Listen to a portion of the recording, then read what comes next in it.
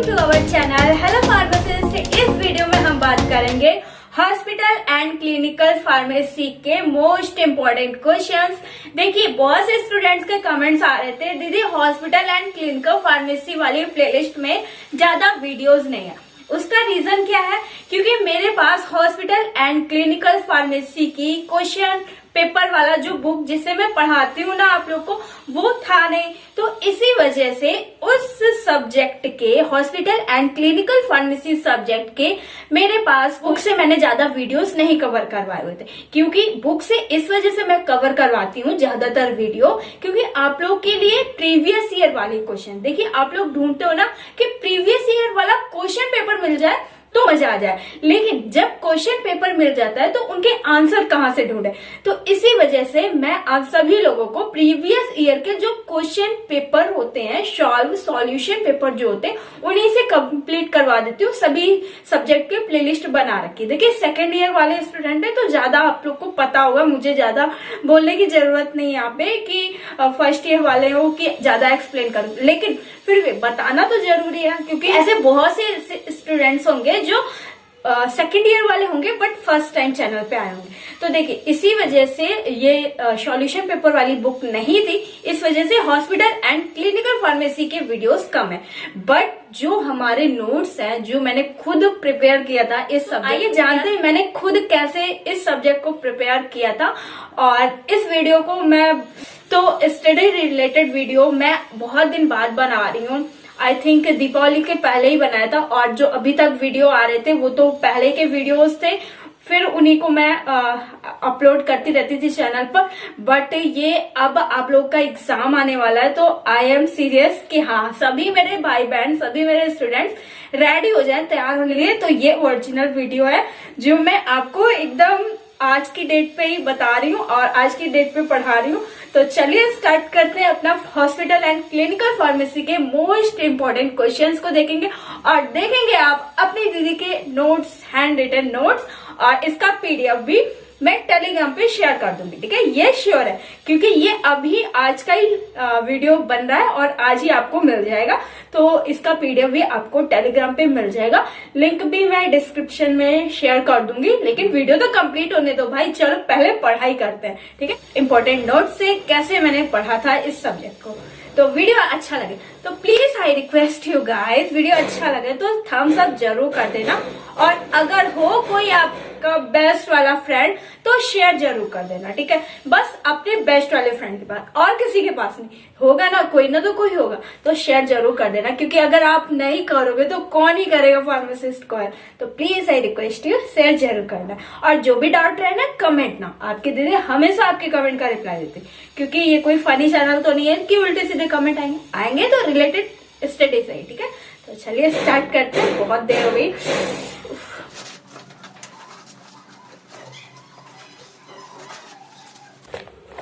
मिल गया एक, बहुत पुराना हो गया भाई, बहुत पुराना। देखो कैसे दफ्तियां इसकी उखड़ गई हैं, और इसको अलग से भी बाइंड कर यार।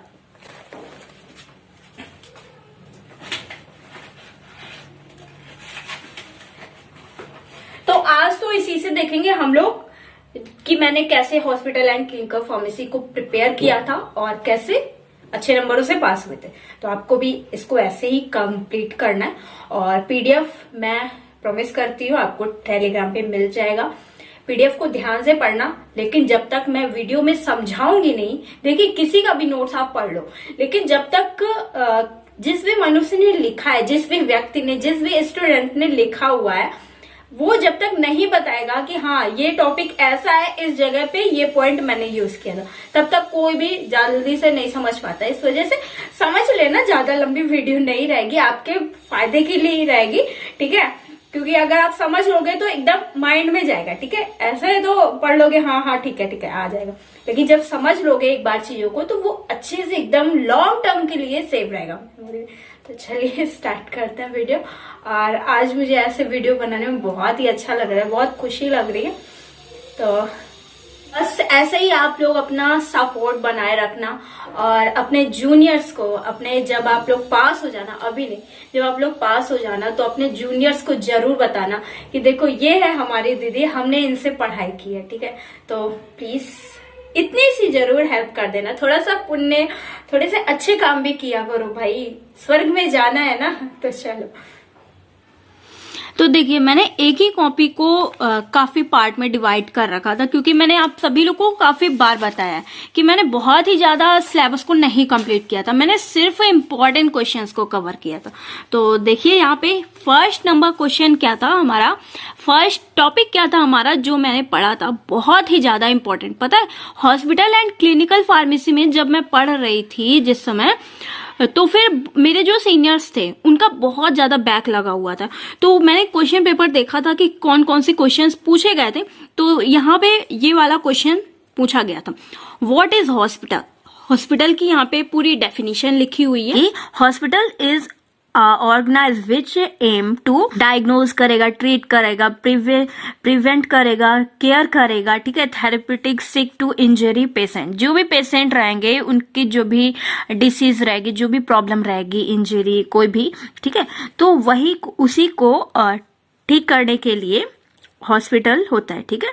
और यहाँ पे देखिए इतना लिखा हुआ है, इंजरीड पेशेंट को ट्रीट करने के लिए, ठीक है। Hospital is mainly by physician, pharmacist, nurse, staff, ward boy and other medical staff जो होते हैं वो होते हैं किसमें, हॉस्पिटल्स में होते हैं, ठीक है। तो आपको ऐसा ही लिखना है डेफिनेशन। देखिए हम सभी लोग जानते हैं सब कुछ अच्छे तरीके से है कि हॉस्पिटल बुक का नॉलेज है ना, उसे किस टाइप से अपनी कॉपी पे लिखना है वो यही है, ठीक है। छोटे बच्चों को भी पता रहता है कि हॉस्पिटल में कौन कौन रहते हैं, किनका क्या वर्क रहता है, ठीक है। बट जो बुक का लाइनिंग होती है ना, में लिखने का तरीका, तो ऐसे ही आपको लिखना है और आराम से बिल्कुल रिलैक्स होकर वीडियो को देखना है, समझना है, सब कुछ बहुत ही अच्छे से समझ में आ जाएगा। अगर टेंशन लेके समझोगे ना तो फिर कुछ भी नहीं आएगा। बस आपको, अभी तक आपने कुछ नहीं पढ़ा है तो बस आपको ये सोचना है कि मैं इतना, जितना मैं बता रही हूँ आज, आपको इतना ट्रस्ट रखना है कि दीदी जितना बता रही है उतना अगर हम पढ़ लेंगे तो 100% श्योर है कि आप पास हो जाओगे, ठीक है। तो देखिए इतनी आपको डेफिनेशन लिखनी है और यहाँ पे मैंने छोटे छोटे भी लिखा हुआ है और एग्जाम की कॉपी में आप बड़ा बड़ा के भी लिख सकते हो। यहाँ पे क्या है, पॉइंट टू पॉइंट लिखा गया है। इसके बाद आपको क्लासिफिकेशन डालना है, ठीक है। क्लासिफिकेशन कई पार्ट में डिवाइडेड है। First number classification on the basis of object. Objects क्या होते हैं हॉस्पिटल्स के, देखिए एक तो होता है बेसिस, कितने टाइप्स के होते हैं, बेसिस ऑफ ऑब्जेक्ट। ऑब्जेक्ट क्या होते हैं हॉस्पिटल्स के, एक तो हो गया रिसर्च टाइप का होता है, ठीक है, और एक जनरल हॉस्पिटल होता है और स्पेशल हॉस्पिटल। देखिए इनमें सभी में लिखा हुआ है जिनका जो वर्क है। आपको ध्यान क्या रखना है ना, ध्यान रखने वाली बातें ही है। First number research, journal and special hospital. अब इसी हेडिंग से ही आप बना के लिख सकते हो, ठीक है। रिसर्च में क्या हो रहा है, रिसर्च से रिलेटेड ही कुछ हो रहा होगा, है ना, तो वही लिख देना, mainly object that teach basis on the research, ठीक है। अब जर्नल हॉस्पिटल में क्या होता है, mainly object of general hospital is provide mainly care to patient and secondary object जो होते हैं उन्हीं को सिक्योर करेगा, ठीक है, जर्नल हॉस्पिटल में। अब देखिए यहाँ पे स्पेशली जो हॉस्पिटल्स होते हैं जैसे किसी एक ही डिसीज के लिए बनाया गया, देखिए यहाँ पे लिखा हुआ स्पेशल, मतलब किसी स्पेशल डिसीज, बीमारी के लिए वो एक ही हॉस्पिटल है, ठीक है। जैसे कि हार्ट वाला हो गया है ना, हार्ट अटैक वाले बहुत से हॉस्पिटल्स हैं, तो इसमें लिखा हुआ है it provide treatment for the particular organ of body. Particular organ body का, जैसे कि यहाँ पे हो गया डेंटल और कैंसर हो गया, ठीक है, cancer and dental hospitals examples ऐसे लिख दोगे तो बहुत ही अच्छे से आपकी कॉपी इस इतने में ना आपका एक पेज कॉपी का भर जाएगा, ठीक है। लंबा पेज होता है बट ये हमारी कॉपी कुछ ज्यादा ही लॉन्ग है, तो इतना पेज आपका एक पेज भर जाएगा। और ये क्वेश्चन लॉन्ग है तो आपको कितने पेज में लिखना है, 3 पेज में आप कवर कर सकते हो। अब बहुत से स्टूडेंट सोच रहे होंगे कैसा 3 पेज, ऐसा 1 एंड जस्ट इसके बगल वाला 2 एंड 3, ठीक है, और 4 भी कर सकते हो। पूरा एक ऐसा पेज नहीं, सिर्फ पेजेस, ठीक है, ऐसे करके 4 पेज को आप आराम से कवर कर सकते हो, ठीक है। नेक्स्ट देखिए यहाँ पे क्लासिफिकेशन है, classification second number on the basis of ownership. Hospitals जो होते हैं ऑनरशिप वाले हॉस्पिटल्स में क्या होता है, गवर्नर होते हैं, गवर्नमेंट हॉस्पिटल्स होते हैं, semi government and private hospitals. और हाँ, ये बात भी आपको हमेशा याद रखना है कि अपनी कॉपी में जो एग्जाम की कॉपी रहेगी उसमें अगर आपने कुछ लिख दिया है, थोड़ा सा स्पेलिंग्स या वर्ड्स कुछ भी गलत हो गए तो उसे कटिंग नहीं करनी, ठीक है। जैसे मैंने यहाँ पे कर रखा हुआ है कटिंग नहीं करना है, रहने देना है, ऐसे ही छोड़ देना। अगर करना भी है तो बस एक लाइन ऐसे कर देना है, लेकिन उतना उसको रहने देना, छोड़ देना है। जस्ट उसी के बगल से थोड़ा सा ऐसे स्लैश बना दो, उसी के बगल से फिर से लिख दो, ठीक है। जैसे कि हेडिंग में ही थोड़ा सा पता नहीं क्या हो गया था, यहाँ पे लिखा तो सही था बट मुझे ये वी थोड़ा सा ज्यादा ही लॉन्ग लगा, ठीक है, इसलिए मैंने इधर यहाँ पे खिचड़ी पका दी थी। बट आपको ऐसा नहीं करना है, ठीक है। यही पॉइंट्स क्या होते हैं, देखिए यहाँ पे पूरा सही लिखा है, ऊपर से लेके यहाँ पे देखिए पूरा सही लिखा है, बट यहाँ पे एक बार खिचपिच हो गया है ना तो गंदा लग रहा है ना, इस वजह से आपको नील करना है। ये बात मैं इसलिए बता रही हूँ क्योंकि एग्जाम टाइम में जब एग्जाम की कॉपी लिख रहे होते हैं ना तो बहुत ज्यादा टाइम इतनी जल्दी बीत जाता है कि पता नहीं चलता है किसी को भी।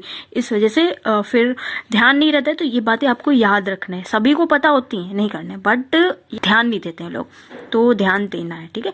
गवर्नमेंट हॉस्पिटल की हम लोग बात कर रहे थे। Government hospital low budget hospitals होते हैं, ठीक है। इनमें जो मेडिसिन मिलती हैं ज्यादा इफेक्टिव नहीं होती हैं, और आप लोग जब ट्रेनिंग करने जाओगे तो फिर देख ही लोगे, ठीक है। ज्यादा इफेक्टिव नहीं होते, बहुत ही लो मेडिकामेंट्स जो होती हैं ड्रग्स बनाने में, दवाइयां बनाने में, वो बहुत ही कम यूज की जाती है, ठीक है।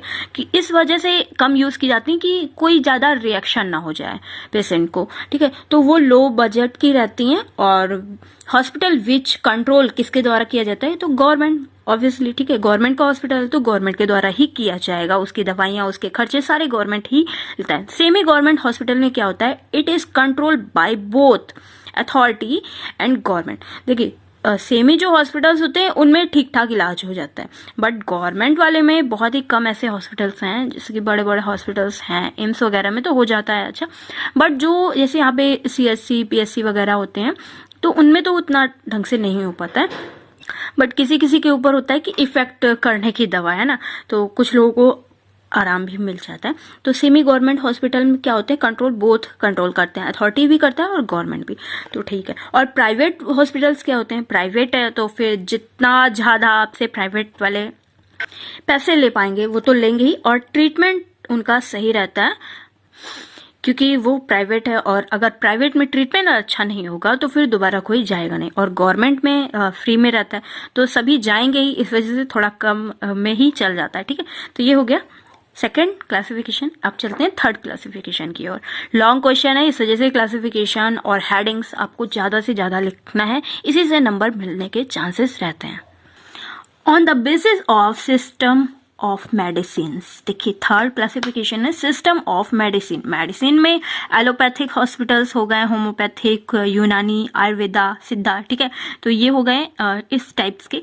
तो इसमें एलोपैथ में क्या होता है, जानते ही होंगे आप लोग ना, एलोपैथ में जिसे बोलते हैं अंग्रेजी दवाखाना है ना, जो भी मेडिसिन है वो ऐसे आपको हेडिंग पे ज्यादा फोकस करना है, ठीक है। हेडिंग डालना है और फिर ऐसे आप लिख सकते हो कि जो मेडिसिन हो रही हैं एलोपैथ में वो अंग्रेजी दवाई से होती हैं ज्यादातर, एंड होम्योपैथिक वही जड़ी बूटी वाला, और यूनानी, ठीक है, और आयुर्वेदिक, ठीक है। इन सभी के बारे में आपको थोड़ा थोड़ा सा लिख देना है, जैसा आपको अच्छा लगे, जैसा समझ में आए, कि जिसके बारे में आपको जितना पता हो। मेन पॉइंट क्या है, हमारी हेडिंग याद रखना है, ठीक है। नेक्स्ट 4 नंबर क्लासिफिकेशन है on the basis of cost. देखिए कॉस्टली हॉस्पिटल्स कैसे होते हैं, इसमें क्या होता है, अलॉट्स होते हैं हॉस्पिटल, ठीक है। अलॉट्स होते हैं, फुल्ली एडवांस्ड होते हैं हॉस्पिटल, और it is per day charges have very costly. अब देखिए यहाँ पे बताया गया है जिसके पास जितना मतलब कि क्या बोलते हैं यार, कॉस्टली हॉस्पिटल में जो एकदम अपना प्राइवेट रूम रखेगा जिसमें सिर्फ उसी के ट्रीटमेंट हो रहे हैं, तो फिर अगर जिसका बजट होगा वही तो करेगा ना। अब देखिए बजट हॉस्पिटल एक तो हो गया है, अलॉटेड हॉस्पिटल हो गए, allied hospital and budget hospital. Budget hospital में लो बजट होता है, ठीक है, और इसमें civil hospital like civil hospitals आते हैं, ठीक है। तो ये हो गया हॉस्पिटल के 4 क्लासिफिकेशन, इतना काफी है। अब आइए जानते हैं, आपको इनमें हेडिंग डालनी है फंक्शन। फंक्शन में 5 पॉइंट लिख देना है, ठीक है। फंक्शन फर्स्ट नंबर है यहाँ पे, to provide good medicine service and patient, ठीक है। To promote research, to take care patient, and 4 number है to trained nurse physician and other medical staff, ठीक है। एंड 5th नंबर है हॉस्पिटल क्या करेगा भाई, अच्छे से केयर करेगा, रूल जो रहते हैं, rule in health care service को कंट्रोल करेगा, ठीक है। ये हो गए इनके सभी functions and I hope guys इतना मैंने आपको बहुत ही अच्छे से समझाया होगा। अगर समझ में आएगा तो अभी तक वीडियो लाइक नहीं कर रहे हो तो लाइक कर दो मेरे भाई, क्या आपका पैसे वैसे कट रहे हैं क्या, चलो लाइक करो जल्दी से। And 2nd number questions topic blood sugar, ठीक है। तो ब्लड शुगर में क्या, इससे आपसे शॉर्ट क्वेश्चंस पूछे जा सकते हैं। और यहाँ पे देखिए कितना कब रेंज रहेगा, जब फास्टिंग रहेगा तो फिर less than 100 and before meal 70 to 130, after meal 180 less than, ठीक है। Before exercise 100 and bed time 100 to 140 हो सकता है अगर आपने शुगर खाया है तो चलिए ये तो हो गया शॉर्ट क्वेश्चन 1 नंबर वाले। और बहुत से बच्चों के कमेंट्स आएंगे दीदी MCQ क्वेश्चंस कंप्लीट करवा दीजिए, जरूर करवाऊंगी। क्योंकि देखिए अगर आप इतना सारा नहीं लर्न कर पा रहे हो, ज़्यादातर तो आपके लिए यही अच्छा है कि आप लोग एक टॉपिक को पढ़ो, क्योंकि टॉपिक से किस टाइप से क्वेश्चंस पूछे जा रहे हैं वो आपको बहुत सारे क्वेश्चंस एक टॉपिक बना सकता है, ठीक है। बट अगर आप एक ही MCQ पढ़ोगे तो सिर्फ वो अगर आया तो आया, नहीं तो फिर गया, ठीक है।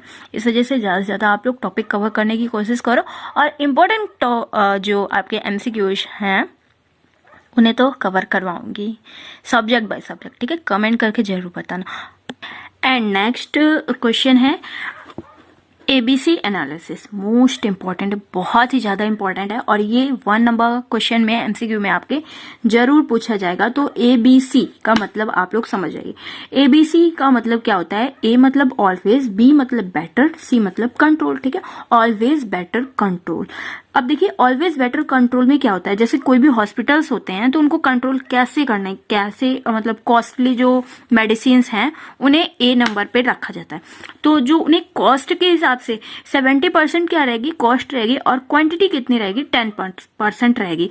और B नंबर में क्या होता है, बेटर मतलब कॉस्ट उनकी 20 रहेगी और क्वांटिटी भी 20 रहेगी। कंट्रोल मतलब C में कॉस्ट 10% रहेगा और क्वांटिटी इनकी कितनी रहेगी, 70% रहेगी। तो इन सभी को ऐड करने पर 100 आ रहा है ना। तो ऑलवेज हॉस्पिटल को ऑलवेज बेटर कंट्रोल करने के लिए ये जो फॉर्मूला है इसको यूज करना पड़ता है, ठीक है। तो चलिए देखते हैं नेक्स्ट। और ये बहुत ही ज्यादा इंपॉर्टेंट है, लग छोटा सा है बट इंपॉर्टेंट बहुत है।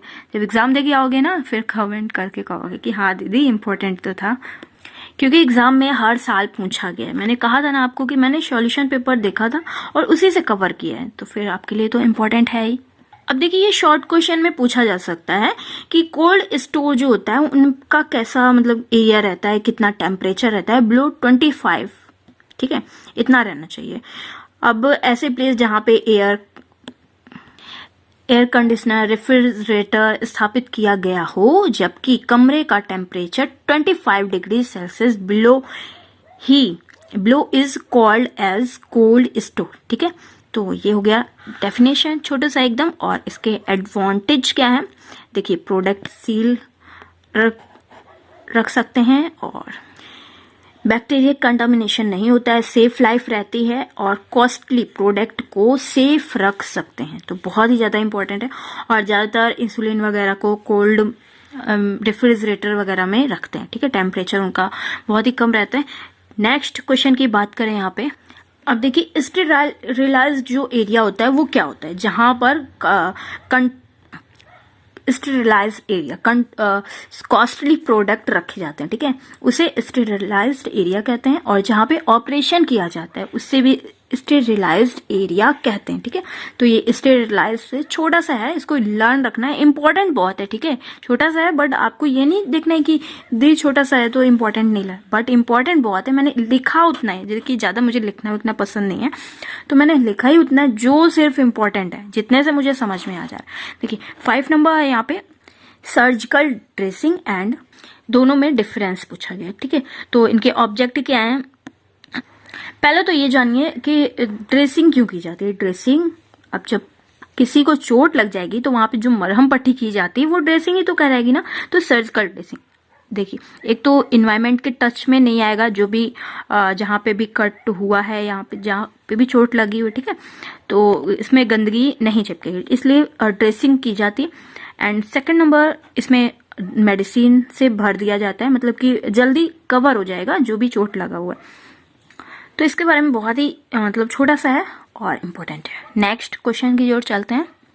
What is formulary? देखिए, जो DBR मतलब कि डेटा बुक रेट जो होता है, वो फॉर्मूलरी जो देखिए यहाँ पे लिखा हुआ है, किसी भी हॉस्पिटल में, ये मेरे को समझ नहीं आ रहा, पता नहीं क्या लिखा हुआ था मैंने उसमें, किसी भी हॉस्पिटल में जितनी भी मेडिसिन अवेलेबल होती हैं, उन सभी मेडिसिन का एक कैटेगरी वाइज एक डाटा बुक रेडी करना होता है, ठीक है, कैटेगरी वाइज। वही मेडिसिन जो हमारे यहाँ पे अवेलेबल है, ठीक है, कौन सी कैटेगरी में सस्ती है और कौन सी फॉर्म में, टैबलेट, कैप्सूल, उन सभी चीजों का, उन सभी मेडिसिन का एक DBR मतलब कि डाटा बुक रेडी करना ही, दिस इज कॉल्ड फॉर्मूलरी रिविएशन, ठीक है। तो ये हो गया इसके बारे में। अब PTC मतलब क्या होता है? अब शॉर्ट क्वेश्चन में ये इससे अलग है, ठीक है। इस शॉर्ट क्वेश्चन में आपसे PTC का फुल फॉर्म पूछा जा सकता है, और बहुत से अभी फुल फॉर्म मैं आपको कवर करवाऊंगी जो प्रिस्क्रिप्शन में लिखा रहता है, ठीक है। और प्रिस्क्रिप्शन वाला बहुत ही ज़्यादा इंपॉर्टेंट है फार्मासिस्ट के लिए, ठीक है, तो उसको जरूर पढ़ लेना, बहुत ही ज़्यादा, क्योंकि हमारे फार्मासिस्ट के लिए बहुत ही ज़्यादा प्रिस्क्रिप्शन इंपॉर्टेंट है। तो इसके बारे में तो सभी को आना चाहिए, नहीं तो फिर बहुत ही बेकार है कि अगर प्रिस्क्रिप्शन के बारे में नहीं पता है, ठीक है, किसी भी को। तो अभी देखेंगे आगे हम लोग। PTC का मतलब हम लोग यहाँ पे पढ़ रहे थे फार्मास्यूटिकल थेरेप्यूटिक कमिटी, ठीक है। अभी देखिए इसके एडवांटेज क्या है। टाइम सेव और परफेक्ट पर्सन और गाइडलाइन, ठीक है। PTC का ये एक डेफिनेशन टाइप का है, और इसके एडवांटेज डिसएडवांटेज यहाँ पे लिखे हुए हैं। और इसके डिसएडवांटेज क्या हैं? ये जो बड़े हॉस्पिटल्स होते हैं, कॉस्टली एंड ज़्यादा बड़े हॉस्पिटल, उनमें अप्लाई हो सकते हैं, बट छोटे हॉस्पिटल में नहीं, ठीक है। और इसमें होता क्या है, फॉर्मूलरी कॉस्ट कंटेंट क्या होता है, ठीक है, कंटेंट तो नेम, ठीक है, object and information, dose, especially age, किस पर्सन को कितनी डोज, एकदम परफेक्ट डोज क्या है वो, ठीक है। एंड 7 नंबर क्वेश्चन पे आते हैं। हॉस्पिटल्स ऑफ ऑब्जेक्ट, ऑब्जेक्ट क्या है हॉस्पिटल्स के? Right medicine, time, right time and right dose. Hospitals के ऑब्जेक्ट्स क्या है? Right medicine, right time and right dose. और मिनिमम क्या होगी? पॉसिबल कॉस्ट होगी, यानी कि ज्यादा ही हो गई, ठीक है। फर्स्ट नंबर ये हो गया। सेकंड नंबर हो गया फार्मेसी सर्विस जरूर होनी चाहिए, और थर्ड नंबर पेशेंट काउंसलिंग होनी चाहिए, डेट बेस होना चाहिए, और रिसर्च प्रोजेक्ट होना चाहिए, ठीक है। आई नो गाइज, जितना मैं आप लोग को बता रही हूँ अच्छे से समझ में आ रहा होगा। देखिए, किसी भी टॉपिक को अगर आप एग्जाम में लिखते हो तो उस टॉपिक से रिलेटेड आपको 5-6 हेडिंग या 5-6 लाइन्स याद हैं, तो आप टॉपिक को अच्छे से डिस्क्राइब कर सकते हो, ठीक है। इतने समझदार सभी होते हैं, और कोई भी हो गया, कोई भी स्टूडेंट चाहे जितना इंटेलिजेंट है, पूरा उसे पूरा जो पैराग्राफ होता है, पूरी डेफिनेशन होती है, वो नहीं लर्न होती, मेन की पॉइंट्स लर्न होने चाहिए, ठीक है। तो पता नहीं कुछ स्टूडेंट्स को शायद ऐसा लग रहा होगा कि दीदी क्या मुझे सिर्फ हेडिंग पढ़ा रहे हो, इतना नहीं समझ में आ रहा है, बट आपको समझने की कोशिश करनी है, आपको समझना है, ध्यान से सुनना है कि मैं बोल क्या रही हूँ आखिरकार, ठीक है। उस टॉपिक से रिलेटेड मेन पॉइंट, की पॉइंट्स जो होते हैं ना, उन्हें ही सिर्फ आप याद करो। सिलेबस बहुत बड़ा है भाई, इन्हीं को सिर्फ याद करो, अभी और भी सब्जेक्ट कवर करने हैं ना, और इतना ही फार्मासिस्ट के लिए बहुत ही इनफ है, ठीक है। तो इतना जान लोगे तो आपका काम हो जाएगा। पूरा इतना छोटे बच्चे तो होने की पूरी कहानी लर्न करनी पड़ेगी। अब देखिए यहाँ पे लिखा हुआ है what is function of OPD, मतलब कि OPD का मैंने आपको कई बार बताया है कि हॉस्पिटल में 2 टाइप से मेडिसिन डिस्ट्रीब्यूट होती हैं, ठीक है। तो यहाँ पे एक पॉइंट है हमारा OPD, मतलब कि आउट पेशेंट डिपार्टमेंट। जो भी आउट पेशेंट वाले डिपार्ट वाले पेशेंट होते हैं, उनको कैसे मेडिसिन प्रोवाइड की जाती है, ये इम्पोर्टेंट है और एग्जाम में काफी बार पूछा गया। आउट पेशेंट यहाँ पे पॉइंट्स लिखे हुए हैं, ठीक है, कि कैसे अगर प्राइवेट हॉस्पिटल है तो कैसे मतलब कि हैंडल करना है, फार्मासिस्ट है तो अट्रैक्ट करना है, यहाँ पे लिखा हुआ है, और अच्छे से बात करना है, और मतलब कि उनको कैसे मेडिसिन अपने प्रोवाइड कर रहे हो अच्छी तरीके से समझाना है, ठीक है, फार्मा स्टूडेंट को ट्रेंड करना है, ठीक है।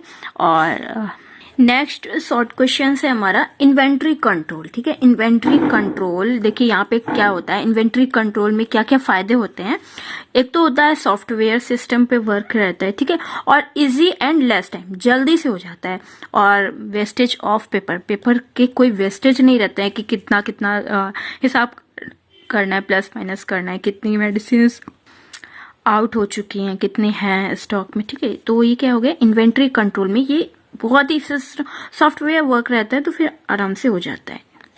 अगर पूछा जाएगा टॉपिक तो आपको अच्छे से समझा देना है, ठीक है, इतने तो समझ आ रहे हैं हम लोग। 11 नंबर क्वेश्चन इंपॉर्टेंट है, ड्यूटी ऑफ हॉस्पिटल फार्मासिस्ट, ठीक है। तो टाइप्स हो गए ओपीडी, अभी मैंने बताया, आउट पेशेंट डिपार्टमेंट के जो फार्मासिस्ट होते हैं, स्टोरेज फार्मासिस्ट होते हैं, और प्रोक्योरमेंट फार्मासिस्ट होते हैं, मतलब कि बहुत सी ऐसी मेडिसिन और बहुत सी इंस्ट्रूमेंट वगैरह हॉस्पिटल्स में कैलकुलेट करना और उनकी रख रखाव करना, ठीक है। तो ये सब फार्मासिस्ट के अंडर में ही आता है।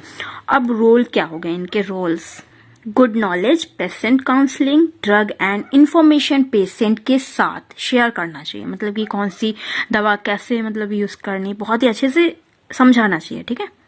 न्यू ड्रग डिस्कवर का रिकॉर्ड अपने पास रखना चाहिए, ठीक है, क्योंकि न्यू ड्रग्स आती रहती हैं, चेंज होती रहती है मेडिसिन, ये सब फार्मासिस्ट का वर्क है, ठीक है। जब ड्रग साइड इफेक्ट्स जो भी हैं और एडवर्स इफेक्ट की information, any drug combination reaction knowledge, देखिए अगर आप देखिए फार्मेसी के बारे में तो पढ़ रहे हो, ठीक है, फार्माकोलॉजी में क्लासिफिकेशन पढ़ रहे होगे, लेकिन आपको जब आप किसी को मेडिसिन देते हो, देखिए इसी वजह से मुझे ना मेडिसिन वगैरह किसी को बताने में बहुत डर लगता है कि अगर कोई भी ड्रग कॉम्बिनेशन रिएक्शन हो जाता है कि कौन सी मेडिसिन किसके साथ देना है, इसकी नॉलेज बहुत ही अच्छे से होनी चाहिए। और ये कैसे आएगी, प्रैक्टिस से आएगी। तो आप लोग फार्मेसी कंप्लीट करने के बाद प्रैक्टिस जरूर करना, और अगर आपसे आपके घर से आपको भेजा जाता है, क्योंकि प्रैक्टिस जो आपको सिखाता है ना वो आपकी किताबी नॉलेज बुक से नहीं पढ़ पाओगे, ठीक। तो प्रैक्टिस बहुत ही ज्यादा जरूरी है। तो फिर यहाँ पे देखना कॉम्बिनेशन, कौन सी मेडिसिन को किसके साथ देना है, किसके साथ नहीं देना, किसके साथ देंगे तो फिर रिएक्शन हो जाएगा और प्रॉब्लम्स हो सकते हैं, ठीक है। और शेड्यूल एक्स, शेड्यूल एच को अलग अलग स्पेसिफाई करना। एंड नेक्स्ट टॉपिक है 12 number, drug information bulletin. Bulletin क्या होता है, एक बुक होती है, इसमें क्या होता है कि ऐसी बुक होती है जिसमें ड्रग के बारे में कंप्लीट इंफॉर्मेशन दी रहती है, जैसे कि ड्रग के side effect, drug dose and advantage, जो भी उसके रिएक्शंस होते हैं, और कितना आरएमपी होना चाहिए। और तो ये जो बुक होती है, मतलब कि कोई भी मेडिसिन न्यू आई है, ठीक है, उसके बारे में कितना डोज, कितना क्वांटिटी, ये कौन बताता है, एक फार्मासिस्ट ही डॉक्टर्स को बताता है। डॉक्टर सिर्फ बीमारी के बारे में जानता है, बट डोज जो मेडिसिन है, देखिए मेडिसिन डॉक्टर्स नहीं ठीक करता है किसी भी मरीज को, ठीक कौन करता है, एक फार्मासिस्ट, क्योंकि फार्मासिस्ट ही मेडिसिन को बना रहा है और वो मेडिसिन पेशेंट खा रहा है तभी ठीक हो रहा है, ठीक है। और उसकी डोज कितनी देनी है, एमआर जो होते हैं ना, जैसे कि एमआर की जॉब करते हैं लोग, मेडिसिन देते हैं डॉक्टर की शॉप पे एंड मेडिकल स्टोर पे, तो एमआर जो होते हैं वो इन सभी इस बुक को, जो ड्रग इंफॉर्मेशन बुलेटिन बुक होती है, वो देते हैं डॉक्टर्स को एंड मेडिकल स्टोर पे। तो उसी से डिसाइड किया जाता है कि ये दवा का इतना यूज करना है, और एक्सपीरियंस के हिसाब से भी पता चल जाता है। तो ये हो गया ड्रग इंफॉर्मेशन बुलेटिन के बारे में। शॉर्ट क्वेश्चन है, 1 नंबर में पूछा जा सकता है, तो आपको इतना इसके बारे में पता होना चाहिए। नेक्स्ट क्वेश्चन की ओर चलते हैं। ऑर्गेनाइजेशन ऑफ हॉस्पिटल, देखिए ये लॉन्ग क्वेश्चन है, और लॉन्ग क्वेश्चन है, इसके क्लासिफिकेशन इतने सारे यहाँ पे दिए गए। क्लिनिकल स्टाफ में कौन कौन होता है आपको पता होना चाहिए, डॉक्टर्स होते हैं, इनटी डिपार्टमेंट होता है, और कैंसर, गैस्ट्रिक, नर्स, तो इसके अंदर आते हैं क्लिनिकल स्टाफ, ठीक है। और ये सपोर्टिंग स्टाफ में कौन होते हैं, supporting clinical staff, and next heading है सपोर्टिंग और नॉन क्लिनिकल और एडमिनिस्ट्रेटिव स्टाफ। ठीक है, ये तो आपको 4 हेडिंग लर्न करना है। अब हेडिंग के अंदर कौन कौन होता है, डॉक्टर्स डालना है आपको, डॉक्टर का क्या क्या वर्क होता है, ट्रीटमेंट करना, ठीक है, और फिर ये सब डिसीज के बारे में डिस्क्राइब करना है। एंड सेकेंड हेडिंग डालनी है आपको supporting staff, pharmacist, nurse, lab, ward boys and, ठीक है, और नॉन क्लिनिकल स्टाफ कौन से हो गए, लॉन्ड्रीज हो गए, और जो स्वीपर्स एंड किचन का जैसे जो एडमिट रहता है तो फिर लंच वगैरह भी रहता है हॉस्पिटल्स में। और यहाँ पे देखिए एडमिनिस्टर स्टाफ जो होते हैं CMS, CMO वगैरह, ठीक है, पूरे मतलब कि हेड होते हैं जो हॉस्पिटल्स के, गवर्नमेंट हॉस्पिटल्स के। तो ये हो गया organisation of hospital. Long question है, इंपॉर्टेंट है। अगर आप इस लॉन्ग क्वेश्चन में अच्छे नंबर लाना चाहते तो देखिए लॉन्ग क्वेश्चन आपका रहेगा 8 नंबर का रहेगा आई थिंक। अभी मैं क्वेश्चन पेपर भी आपको सॉल्व कराऊंगी और दिखाऊंगी। अभी का हाल ही 21 का क्वेश्चन पेपर दिखाऊंगी, 22 का दिखाऊंगी, ठीक है। तो देखिए यहाँ पे क्या होता है कि जो भी जैसे कि आपसे लॉन्ग क्वेश्चन पूछा गया तो आपको इतना याद है ना, जो भी टॉपर स्टूडेंट होते हैं, जो भी स्मार्ट स्टूडेंट होते हैं जो पढ़ रहे हैं, तो उनको बस इतना पढ़ने की जरूरत होती है। मेन टाइम में इतना ही आप लर्न कर लो, बहुत बड़ी बात है, ठीक है। और सब आप अपने आप से खुद एग्जाम जब हॉल में बैठोगे ना, आपके दिमाग में खुद अपने आप आता जाएगा। इस वजह से इतना याद रखो और सब मुझे 100% आपके ऊपर श्योर है कि इसके आगे का आप लिख ही लोगे। चलिए नेक्स्ट 40 नंबर क्वेश्चन देखते हैं।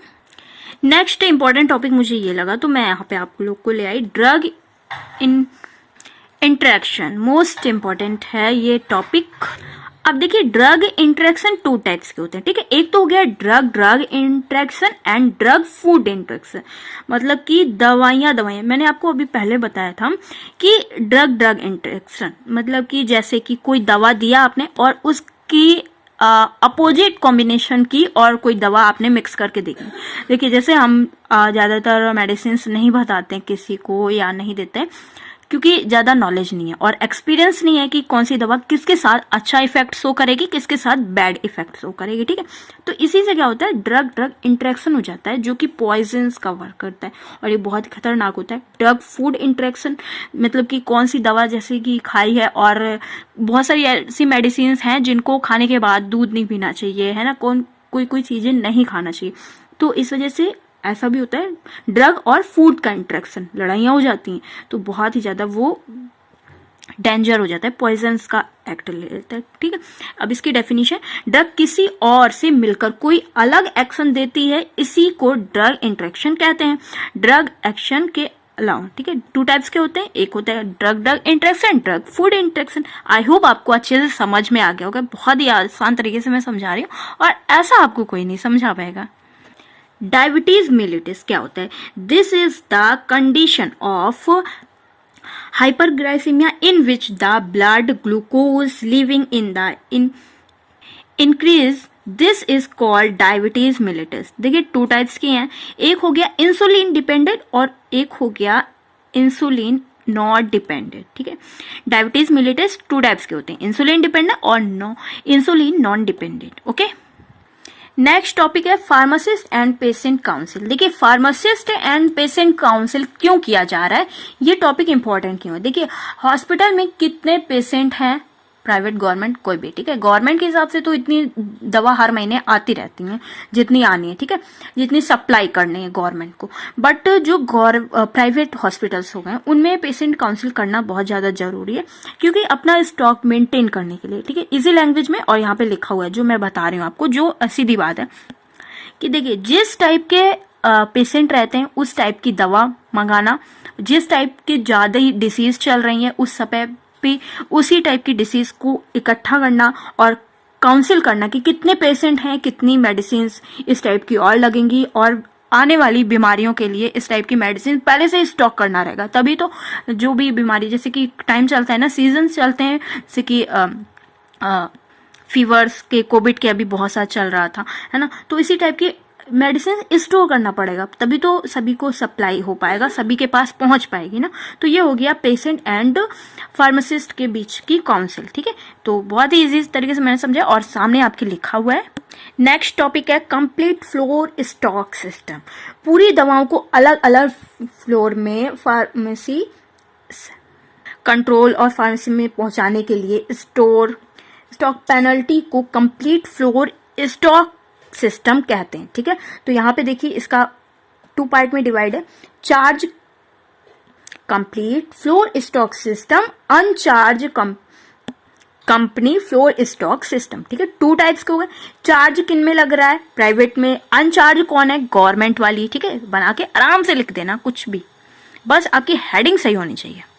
अब देखिए यहाँ पे मैंने शॉर्ट नोट लिखा हुआ है, जो हमारा फर्स्ट टॉपिक था ना, व्हाट इज हॉस्पिटल। अब देखिए वहां पे तो हम लोग ने उतना सारा कवर किया, बट हमारा जो एग्जाम टाइम में मेन पॉइंट को कवर करने वाला क्या बात है कि हमें क्या क्या पता होना चाहिए। पहले डेफिनेशन डालनी, फिर ऑब्जेक्ट के बाद देन क्लासिफिकेशन में कितने हॉस्पिटल्स आए थे, जर्नल, स्पेशल और रिसर्च टेक्निकल, ठीक है, इतने हॉस्पिटल्स आए थे। और फिर एडमिनिस्ट्रेटिव हेडिंग डालनी है, गवर्नमेंट आते हैं, सेमी गवर्नमेंट, प्राइवेट, ठीक है, इतने आते हैं। और ड्यूरेशन कितना होता है, शॉर्ट होता है, लॉन्ग होता है, मतलब कि ज्यादा चार्जेस, कॉस्टली हॉस्पिटल। तो ये होता है इजी तरीका। मैंने वहां पे पहले शुरुआत में तो पढ़ा था, बट एग्जाम टाइम में मैंने ऐसे कवर किया था, जैसे मैं आपको बता रही हूँ ना, सेम ऐसे ही देख रहे हो आप सभी लोग कि ऐसे ही आपको खुद अपना, अगर आपने पढ़ा हुआ है, हैंड रिटन नोट्स बनाए हुए हैं, अभी तक पढ़ते आ रहे, तो ऐसा शॉर्ट में जरूर लिखना है, ठीक है। हेडिंग को ओनली, वो बहुत ही ज्यादा इंपॉर्टेंट रोल प्ले करेगा आपके एग्जाम की कॉपी में अच्छा लिखने में और अच्छे नंबर मार्क्स गेन करने में।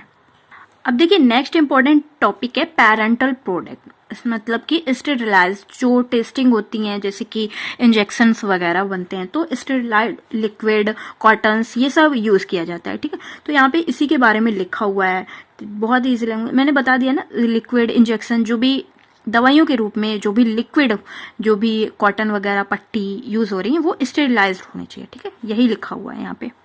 और ये पैरोजन टेस्ट इंपॉर्टेंट है, जैसे कि क्लिनिकल ट्रायल में ज्यूरिस्प्रूडेंस में आपने देखा होगा कि शेड्यूल वाई में क्लिनिकल ट्रायल, मतलब कि जो भी एनिमल्स हैं उन पे ज़्यादा टेस्ट किया जाता है, जैसे कि रैबिट्स एंड माउसेस किल हो जाते हैं, ठीक है। तो उनको कम किया गया है कि इतना ज़्यादा नहीं मारा जाए, जो मतलब अच्छे से मेडिसिन बनाई जाए और जो रहे कि हाँ परफेक्ट, उन्हीं को माउसेस पे टेस्ट किया जाए। तो पायरोजन टेस्ट कैसे होता है? 3 घंटे में बॉडी का टेम्परेचर, मतलब क्या होता है, माउस में इसलिए किया जाता है जल्दी से पता चल जाता है जो भी इफेक्ट रहता है, ठीक है, इसलिए पता चल जाता है। ये मैंने बताया शॉर्ट में और बहुत ही इजी लैंग्वेज में लिखा है, यही लिखा हुआ है जो मैंने बताया। एंटीडोट टॉपिक इंपॉर्टेंट है, ऐसे केमिकल जो किसी पर्टिकुलर पॉइजन्स को इफेक्ट करते हैं, ठीक है, उस इंसान की जान बचाते हैं, उसे एंटीडोट कहते हैं। जीएम पे good manufacturing practice schedule M के अंडर में आता है। शॉर्ट क्वेश्चन में पूछा जाएगा मेडिकल रिकॉर्ड क्या होता है, जिसमें डिटेल की पूरी जानकारी, हिस्ट्री रहती है, उसे मेडिकल की डिटेल होती है, ठीक है। नेक्स्ट इंपॉर्टेंट क्वेश्चन है organisation of hospital, long question में पूछा जाता है, इंपॉर्टेंट है। गवर्नमेंट बॉडी और बोर्ड ऑफ ट्रस्ट, प्राइवेट, ठीक है। कमिटी, हॉस्पिटल एडमिनिस्ट्रेशन, इसको क्लासिफाई किया गया है। इसको मैं डिटेल में पढ़ाऊंगी कभी बाद में, क्योंकि वीडियो को ज़्यादा ही लंबा हो रहा है, पता नहीं इतना कवर भी कर पाएगा मेरा फ़ोन एडिट होने के बाद वीडियो, क्योंकि स्पेस नहीं बचता है ना। ये हेडिंग्स वगैरह देख लेना, ठीक है, इसको कवर करवाऊंगी अच्छे से, क्योंकि इंपॉर्टेंट है, लॉन्ग क्वेश्चन में पूछा गया है। Drug distribution system out patient department को कैसे देना है, ठीक है, इमरजेंसी ट्रीटमेंट कैसे करना है जो इमरजेंसी में है, और यहाँ पे लेव आउट वगैरह बना हुआ है। इन पेशेंट डिपार्टमेंट को कैसे हैंडल करना है, कैसे देने रहते हैं मेडिसिन, और ये इंस्ट्रूमेंट के बारे में आपको जानकारी होनी चाहिए, ये पूछा जा सकता है शॉर्ट क्वेश्चंस में, ठीक है। तो इसको देख लेना एक बार, आपको पीडीएफ मैं सेंड कर दूंगी टेलीग्राम पर। हेलो फार्मासिस्ट टेलीग्राम में सेम आइकन, जो फोटो यहाँ पे लगी सेम वहाँ पे भी मैंने लगा दिया है, इससे कोई भी प्रॉब्लम नहीं होगी किसी को भी ढूंढने में। And next topic tuberculosis, most important है, फर्स्ट ईयर से पढ़ते आए हो, मैंने काफ़ी बार बताया कि ये ट्यूबरक्लोसिस बहुत ही ज़्यादा इंपॉर्टेंट है, इससे आपको डिफार्मा के बाद ही राहत मिलेगी, इंपॉर्टेंट है, बहुत बार पूछा गया है और काफ़ी सब्जेक्ट में रिपीटेड है। एंड हॉस्पिटल्स, मतलब कि स्मॉल हॉस्पिटल्स में कितने कम से ज़्यादा बेड हो सकते हैं 100, एंड 5 मीडियम में 100 to 500, लार्ज में 500 से बहुत ज़्यादा 200 तक, ठीक है, 500 से 2000 तक। एंड यहाँ पे कुछ इम्पोर्टेंट MCQs लिखे हुए हैं, तो इनको मैं डिस्कस जरूर करूँगी नेक्स्ट वीडियो में, क्योंकि यहाँ पे मैंने only short and long questions करवाया है। एंड यहाँ पे कुछ फुल फॉर्म्स लिखे हुए हैं, SOS मतलब कि इमरजेंसी पर जो दवाइयाँ प्रिस्क्रिप्शन में लिखा रहता है ना, जो दवाइयाँ मतलब कि उसी टाइम पे इमरजेंसी, जैसे कि कोई दर्द की दवा है तो जब दर्द हो तब ही लेना है, ठीक है। BD मतलब दिन में 2 बार, OD मतलब दिन में 1 बार, TD मतलब दिन में 3 बार, QD मतलब दिन में 4 बार, HS मतलब सोने से पहले, ओमनी मतलब रात में सोने जा रहे हैं तब, ठीक है, रात में, ओमनी मतलब और हो सोने मतलब रात की ही दवा सिर्फ, एंड डोलर अर्जेंट मतलब पेन में, और पोस्ट से भी मतलब कि जब खाना खा लिया हो तब। तो ये थे कुछ इम्पोर्टेंट टर्म्स जो कि आपके बारे में आपको पता होना चाहिए। एंड आई होप गाइस मैंने शेयर किया अपना हॉस्पिटल एंड क्लिनिकल फार्मेसी के इम्पोर्टेंट टॉपिक्स, नोट्स, इसका PDF दे दूंगी, फिर से कह रही हूँ। और वीडियो अच्छा लगा जाने से पहले प्लीज़ थम्स अप जरूर कर देना, और जो भी कमेंट रहने कमेंट करो, अभी भी लाइव चल रहा है वीडियो, और जो कमेंट मैं आप सभी को रिप्लाई दे रही हूँ लेट्स क्रैकेट्स चैनल से, ठीक है। तो ये मेरा ही चैनल है और इसमें सरस्वती माता लगी हूँ, तो इसी उससे मैं आप सभी लोग के कमेंट के रिप्लाई दे रही थी अभी तक। आई होप गाइस आपको वीडियो अच्छा लगा है। Thank you, take care, I meet to next day. And किस टॉपिक का, किस सब्जेक्ट का वीडियो चाहिए ये भी कमेंट करके जरूर बताना। Bye bye guys.